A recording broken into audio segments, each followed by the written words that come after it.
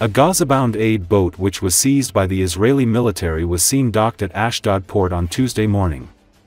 According to Associated Press, Israeli forces had detained the 12 activists on board the Madleen ship and brought the vessel to Ashdod a day earlier, enforcing a long-standing blockade of the Palestinian territory that has been tightened during the Israel-Hamas war.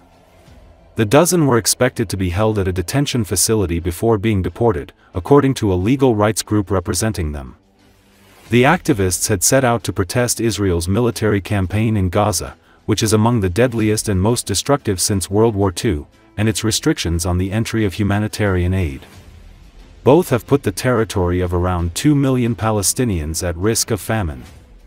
Freedom Flotilla Coalition, which organized the voyage, said the ship was seized in international waters about 200 km from Gaza. The Israeli Foreign Ministry said the activists would be returned to their home countries.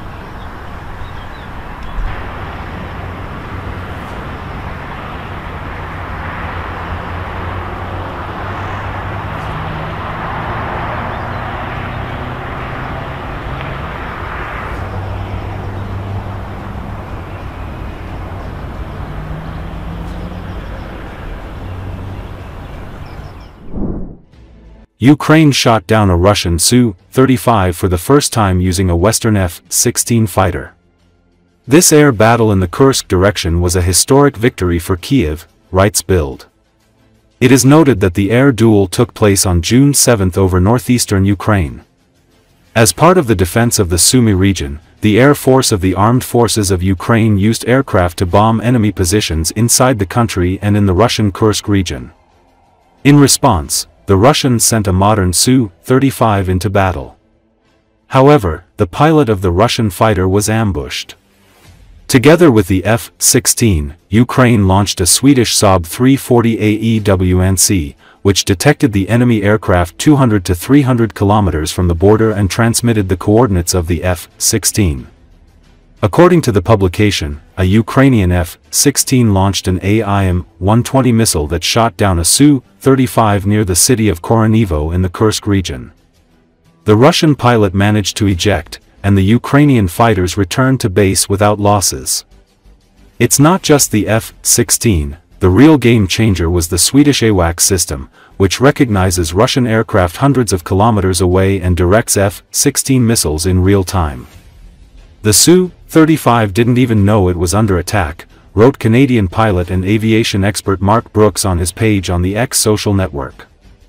In addition, the analytical portal Air Power emphasized that this is the first air battle involving a Ukrainian F-16. Moreover, the Russian aircraft was shot down by a Dutch modification of the F-16AM, which many experts already considered obsolete. Earlier, the chairman of the Council of Reserves of the Ground Forces of the Armed Forces of Ukraine, Ivan Tymako, said that since the beginning of Russia's full-scale invasion of Ukraine, about 15 cases of destruction of Russian Su-35 aircraft have been confirmed. He noted that, according to unconfirmed figures, somewhere over 25 fighters were shot down. And taking into account that the entire Russian military-industrial complex has produced such Su-35s, with those that went for export and those that Russia has about 125. We understand that this is a third or a fourth of the Su-35 fleet, Tymako said.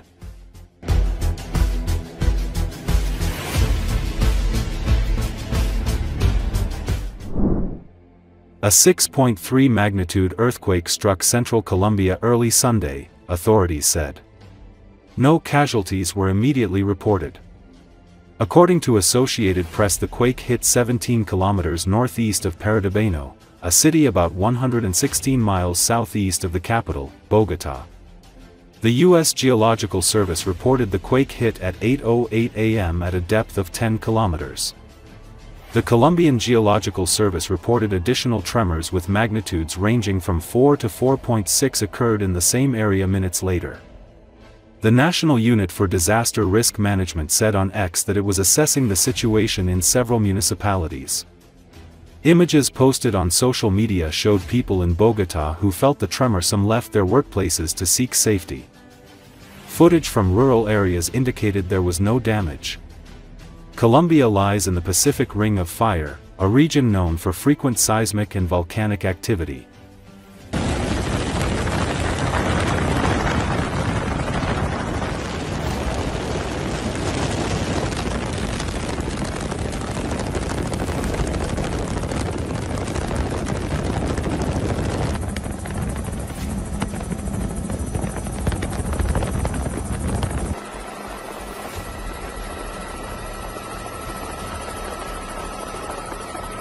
Los departamentos que han sido afectados por este evento son Cundinamarca, Meta y Caldas.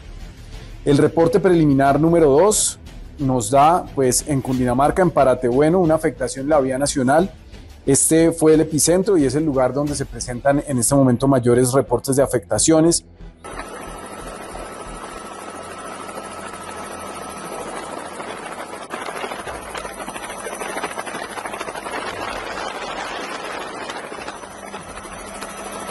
En la inspección Santa Cecilia, vereda La Europa, así como en Medina hay afectación en la iglesia principal, caída de muros, y al momento en ese municipio se reportan 2 personas heridas. Se han generado afectaciones en muros y en fachadas de las iglesias, viviendas y posiblemente afectaciones en puentes. En Fomeque se registra, está por verificarse una afectación en un centro de salud.